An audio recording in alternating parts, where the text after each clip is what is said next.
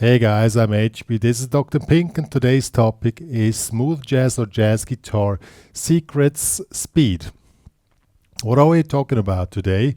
Before I get started, make sure to subscribe to my channel, hit the notification button, also become a member of the HPCrazy Guitar Academy with a free member account or a premium member account to also download the files which also come along with this tutorial today. So, what is the topic? Looking back on 30 years of teaching experience, one of the most common wishes or goals of aspiring guitar players, guitar students, hobby musicians is to become fast, to to be able to play all those runs.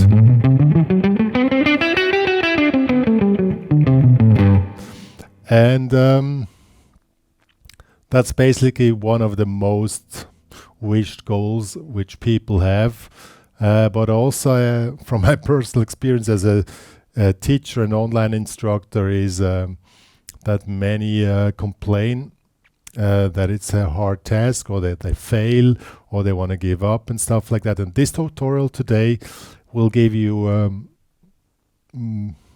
some insight what you can do to reach your goals, to examine your goals, and also to create your goals upon your daily routine, because that's the key point to being successful in technical exercises. So we're talking about technical exercises, limits of technical exercises, and what you can do to optimize the process regarding to your personal life which you have, which I cannot tell now because I'm talking here in general. So if you need any personalized coaching on your technical plan which we're going to create now, please contact me for a private session so we can check out what is possible in your personal daily practice routine. And that's the first point.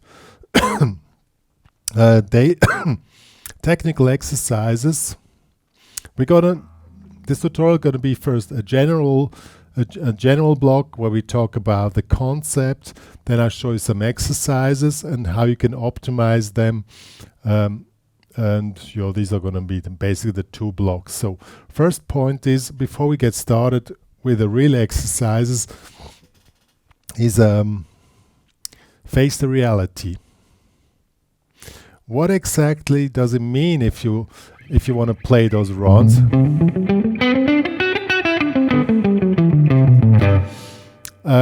This is sports. You have to see this as sports. You need to train your system, your body, everything to be able to do a task which the body doesn't know before, or is not good at it, is also not constructed to do that.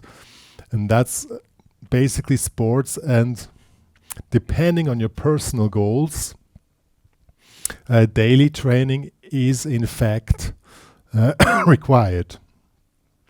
So the first thing you need to figure out is, do I have time to have a daily routine on technical exercises, on the sports, on the training? Do you have time for that? And how much daily? You need to figure out your daily life. If you have a family, if you have a job, all this stuff, you need to figure out how much time can I make for my training daily free to work on the stuff. That's really a task. The first thing you need to really figure out. And then you need to get a regular long range plan. Because with the training is your body, as I said, your body is not made for this, to play guitar. And you can get that stuff going on with regular training, and that's what it is. And it has to be regular and long scale, and it always continues. It never stops. I have seen students, they could reach some goal in a short period of time, but then they went back to something else and stopped the training. And then the whole level which they reached dropped again, and that can be really frustrating. It's also about optimizing your process and getting the maximum out of it. And that's the last part then of the tutorial today. So that's the first thing. And I would say the technical part, if you, let's say you can make 30 minutes per day on a regular playing, take 10 minutes of technical exercises. I would say 1/3 of your time should be technical exercises. And the rest we don't talk about, this just technical exercises today, okay? So now, second problem is, I mean, if you want to do technical exercise, a lot of students do like, okay, now I'm going to play pentatonics. They have the drive to do this for 1 week daily, a few times, you know, or maybe all positions of the pentatonics, and that's it. And that gets really fast, it gets boring, you know, after 1 week. Okay, I want to do something else and really interesting. So we can combine a lot of things into one exercise. And you can be creative in these exercises. And this is the best way to get success. So let's now check out exercises, and I'm going to show you tricks how you can do that specific for smooth jazz and jazz guitar, okay? So let's get started. Okay guys, since we're doing smooth jazz and jazz guitar technical exercises, we can combine it with learning the modes, with learning different positions or different patterns, and also making ear training at the same time. You know, as I already said, it's really good to know everything. You have to do, you know, first you have to get your fingers moving, and second, you also need to train your perception of what you're doing and also your ear. These are 3 things, okay? So first thing we are doing, we do the diatonic, we do the modes. And I suggest 2 types of patterns. I suggest 3 Nerper strings because I'll show you the first example here. With this, I mean, if you're gonna start work with modes, you will run into all these stretch fingerings, and you have to do it anyway one day, you know. That's and it's not about speed, you know. If you want to go for speed, you need a lot of time for your training. If you just want to learn the stuff, you can also do with little time. So if you have little time, you don't go for speed, but you go for understanding and for the geography on your fretboard, you know. Okay, so when we do these exercises, we do the modes with root on the A string. So we have, as an example, C first position would be a major chord, and then the assigned scale or mode, which will be Ionian. And I do 3 note per string because, you know, synchronization is also really a topic.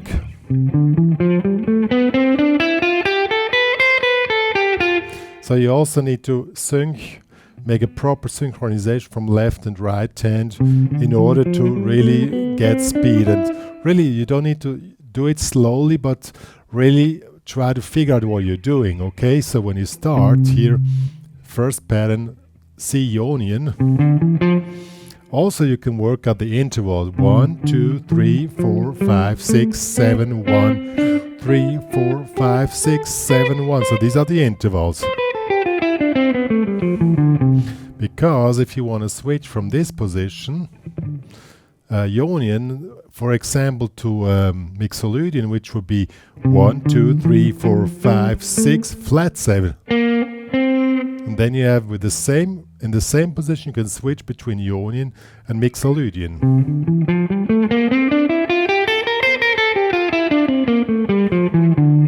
And really keep it slow, and really check out that you learn Okay, this is this interval, 1, 2, 3, 4, 5, 6, 7, 1. Then you can make, let's do Lydian here, 1, 2, 3, sharp 4, 5, 6, 7, 1, 2, 3, sharp 4, 5, 6, 7. So this is now C Lydian, okay? And this way, if you know all 7 modes by heart, also with the intervals, you can work out in one position, or we just move. I'm going to show now, just move through the whole thing to show you how the fingering is done. And the stretching here, we're going over 5 frets. Don't do it, I mean, you can experiment, you can use index, ring, pinky, but I wouldn't do that because the ring finger and the pinky there are tied together here from your anatomy of your hand, so they're not flexible. So better do middle finger, pinky, if you have to do the stretch thing.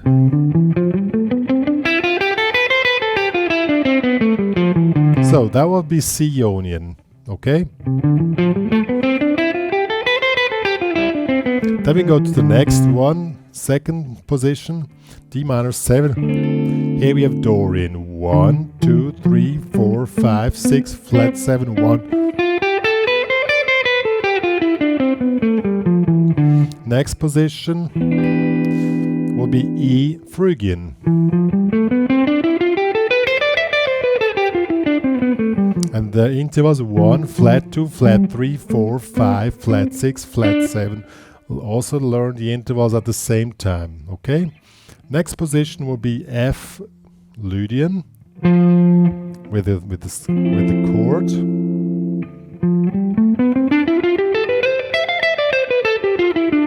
And as I said, learn the intervals 1, 2, 3, 4, 1, 2, 3, 4 sharp, 4, 5, 6, 7. Next will be G Mixolydian, 1, 2, 3, 4, 5, 6, flat 7. And next would be A minor Aeolian, 1, 2, flat 3, 4, 5, flat 7, 6, flat 7, 1. And in the high position it gets, it gets more tight here. This is all stuff which has to be practiced, okay? Last one will be here, Locrian, B Locrian. 1, flat 2, flat 3, 4, flat 5, flat 6, flat 7, 1.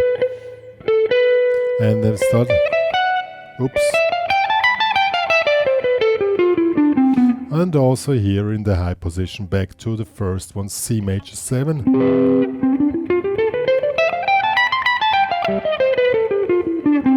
So these were the positions now with the root note on the A string connected with the chords. So you play the chord, then the mode, go to the next one, play the chord. Next. I'm doing it now fast just to save some time, but do it slowly, okay? Also, when you do this, do ear training.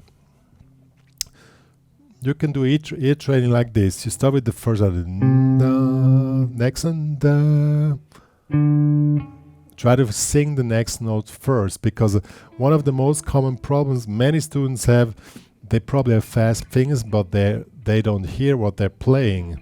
So you can do ear training at the same time. So da da da. I'm really a bad singer, sorry for that. I'm just trying to show you da. Now I'm getting already out of range. Try to also make ear training that you hear what you're playing, okay? These are all exercises you can do, and you do every exercise you do, specific technical exercises. Do every exercise in a speed which you still can control everything. Okay, really, it's not really necessary that you go for speed. It's more that you go for understanding and for ear training. That's way more important. Okay. If you find it's getting boring with this, just up and down, you can make, you know, like sequence runs with the same patterns. You can do what I often do is 4 notes. So 4 notes up, from the next note 4 notes up, from the next one 4 up, next one 4 up. So easy going. And the best thing, you're ready. You completely manage the task when you can talk while you're doing the whole thing, as I'm doing now. But still, it's not easy for me to talk and do the task. So you can do in 4 or in 3, 1.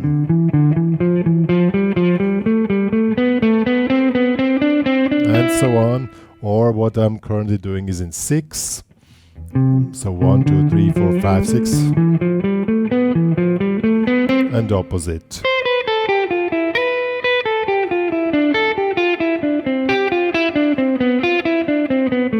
All is meant to be technical abilities and flexibility.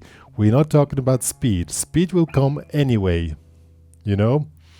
And honestly, when you do just jazz and smooth jazz, speed is not everything. You don't need to be fast.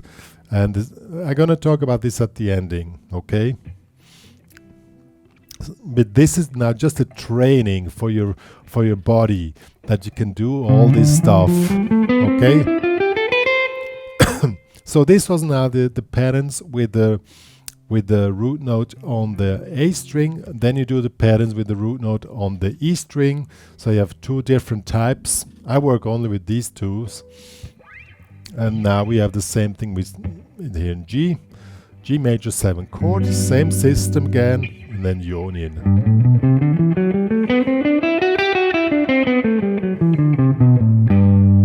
Okay, G Ionian.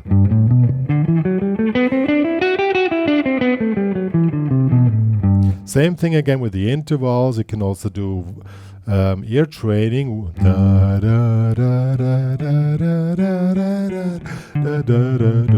Okay. Second one will be Dorian, A minor chord.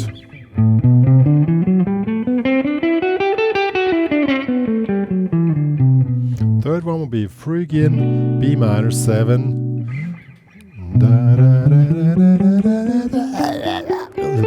It's out of my range. Next would be C Lydian.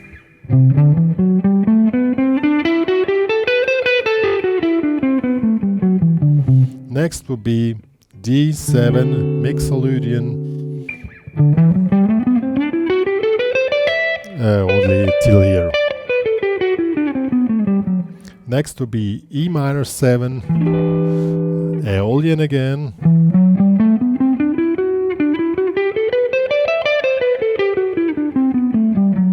And last one would be F sharp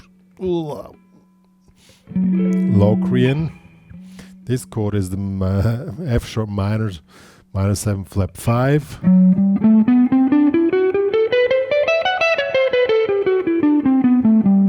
And we're at the beginning again. My fingers are too big to make the chord up here, but still try to get to the limits of your physical abilities on the fretboard.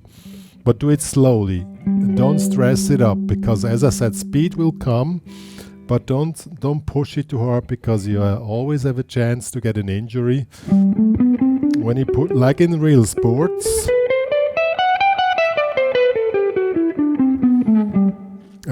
If you push it too much over your limit, then you get an injury pretty fast. So, as I said, take your time, do several tasks.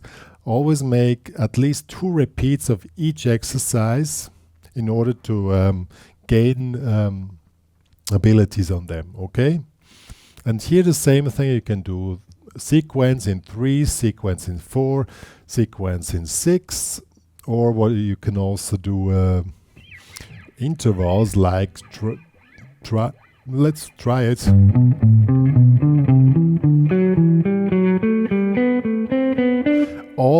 helps you to have your fretboard geography done, and that your fingers get flexible and everything goes automatically, also the synchronization. As I said, technical stuff is not necessarily speed, it's just control and know what you're doing and hearing what you're doing. It's very, very important, okay? So, I showed you the whole thing now in major, but you can also, I always do, I do this as a profession, so I spend a lot of time with technical exercises. But you can switch. So I do 1 week major, next week I do the minors. And the minors is basically the same. It's just, when we go back to the first example, C major. Now we start with C minor. Now we start with the Aeolian. Same pattern, just different position. Second one would be the Locrian.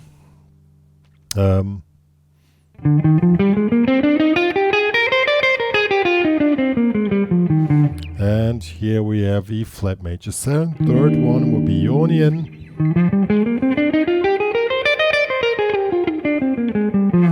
Fourth we have F minor, that will be Dorian.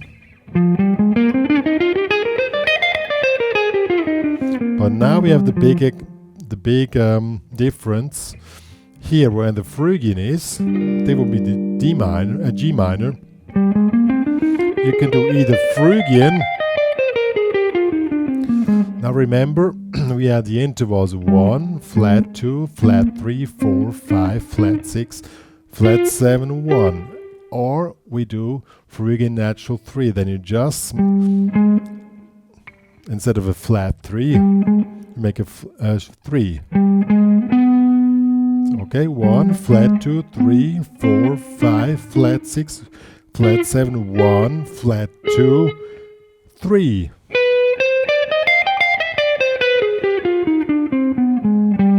Okay, and then the rest continues as normal. Then comes a Lydian on the A flat. And last but not least, we have Mixolydian.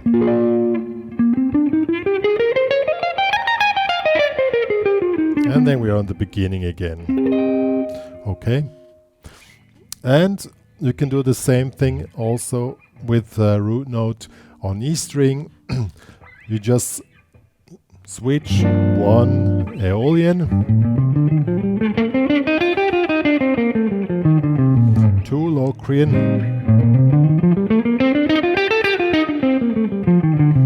3 Aeolian,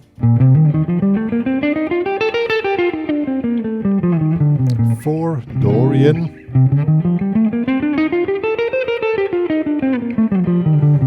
5 either minor, Phrygian, or 7th chord, then Phrygian natural 3.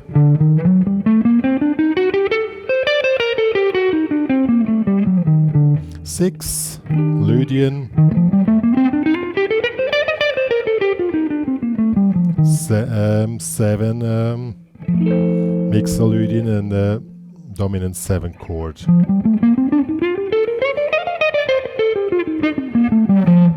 And there we're at the beginning again. Okay, we're coming to the final notes now. I just showed you a bundle of technical exercises with patterns and modes, and you're learning the patterns, the modes, the ear training, all at the same time. Okay? You can do 3 exercises in one exercise instead of just playing patterns up and down, and you're not getting, you get fast, but then you still have to do the other exercises later. You can do the same thing at once, and you can save a lot of time and reduce stress and reduce frustration, because keep it easy. Put it on the task, on your daily task. Figure out how much time can I spend daily on stuff like that. And then you see how much you can do. Remember, each exercise has to be done at least 2 times. I recommend 3, not more, but not more than 3 times. And let's say if you have 5 minutes time per day, you probably have time to do 1 major thing per day. And just with root, as an example, with the exercise here, with the major modes, and only with root on A string. Okay, if you have 10 minutes, you can also do the one with root on the E string. If you have 50 minutes, you can do one of the minors. If you have 20 minutes, you can do both of the minors. Okay, just the basic exercises plus the ear training stuff like that. If you have more than 20 minutes, let's say, then you probably can do sequence runs, or you can do intervals. You can do in triads, you can do in fourths, in fifths, stuff like. You can do anything which keeps your system busy. And remember, it's not only, speed is one thing, but what is way more important and way more sustainable is when you're able to play what you want on the fretboard. And if your ears are behind your technical abilities, I had that problem when I was a young student, then you're not fast. You can move your fingers fast, but you cannot play something really nice, Your ear and your body has to be the same speed, okay? And that's a task you can focus on. And if you don't have so much time, you probably will never reach a real fast speed, but that's not really important. That will become to the next thing. You can also invest the time, I cannot do this today because that would be a way too big tutorial. You can also invest time in learning rhythm. First, the one part we did just learning the pitches of the modes, ear training, but then also learn rhythm, because speed doesn't mean that you have to play fast. That just means, if you have something like this speed,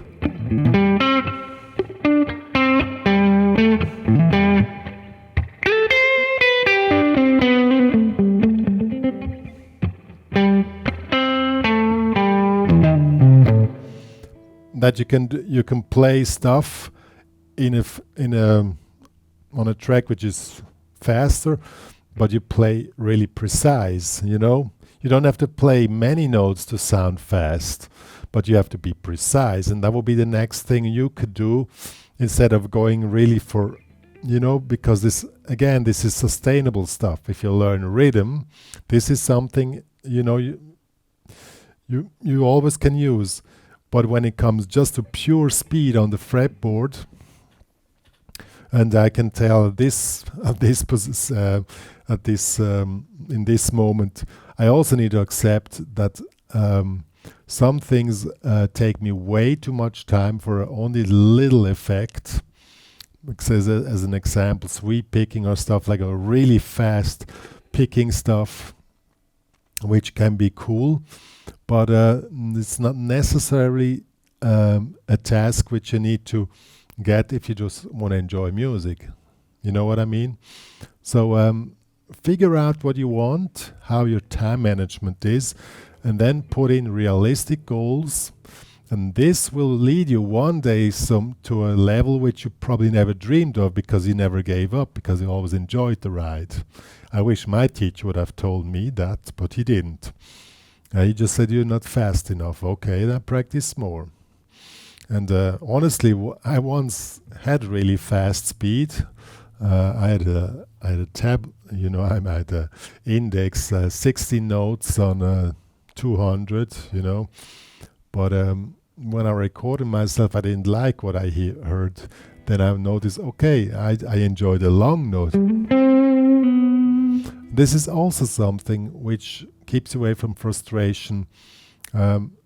figure out what you need to make music which you like, and not to really go for speed. Some people, they are really speed pickers and they enjoy it, and then it's part of their musical abilities, and then they can keep it going, you know. That's what I'm trying to tell you guys. Keep your things, your goals, figure out what you want, how your life situation is, and then as I showed in this tutorial, work on certain stuff and put it in a realistic context. And honestly, for this task, for your optimum, you need at least 1 or 2 professional sessions with a professional teacher to figure out where where is your exact range of realistic goals. YouTube will not teach you that, honestly. Certain things cannot be taught in general, because every musician is individual, and but I try to do something which helps all of you. Just think about realistic goals, think about ear training, and also think about learning rhythm, and also of course doing these exercises to get more flexibility in your training, through the training of your body, in order to bring those notes down on the fretboard. Yeah, good. That's all what me and Dr. Pink are having to say today. If you want to download these exercises I showed you today, they're available in the HPCrazy Guitar Academy. Please join there with the free member account. But in order to download these exercises, you need a premium member upgrade. But they can help you. Or you can also take other patterns, of course. You don't need to do those. But I recommend those, because they are bring you the maximum benefit of technical development and also understanding the fretboard. Both parts are important. Okay, good. That's all what me and Dr. Pink are having to say. See you guys.